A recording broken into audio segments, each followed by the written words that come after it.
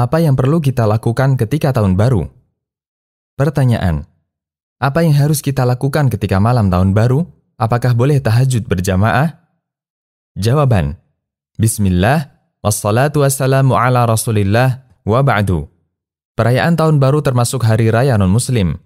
Dengan bukti, perayaan ini memiliki latar belakang ideologi, sehingga bukan sebatas tradisi yang berkembang di masyarakat. Tetapi yang terjadi adalah hari raya non-muslim yang diikuti kaum muslimin.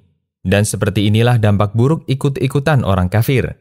Sehingga ketika perayaan itu digelar, tidak lagi bisa dibedakan mana muslim, mana kafir. Nabi SAW pernah mengingatkan, "Man tashabbaha biqaumin fahuwa minhum." Yang artinya, siapa yang meniru kebiasaan satu kaum, maka dia termasuk bagian dari kaum tersebut. Hadis riwayat Ahmad, Abu Daud, dan dihasankan Al-Albani. Setelah kita memahami bahwa perayaan ini dilarang secara syariat, lalu apa yang perlu kita lakukan ketika tahun baru? Ada dua pilihan, dan kita akan mempertimbangkan mana yang lebih memungkinkan. Pertama, dicuekin, sikapi saja seperti tidak terjadi apa-apa. Kedua, membuat acara tandingan lainnya seperti tahajud berjamaah di masjid, atau kajian tengah malam, atau zikir mujahadahan, dan seterusnya. Hari raya non-muslim sudah ada sejak zaman Nabi SAW. Bahkan sudah ada sejak zaman sebelumnya.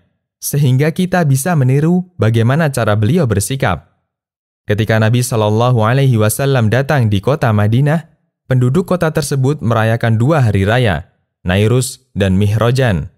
Beliau pernah bersabda di hadapan penduduk Madinah, "Qadimtu alaikum walakum yaumani tal'abuna fihima.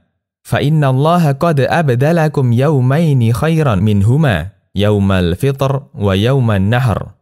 Yang artinya, saya mendatangi kalian dan kalian memiliki dua hari raya yang kalian jadikan sebagai waktu untuk bermain.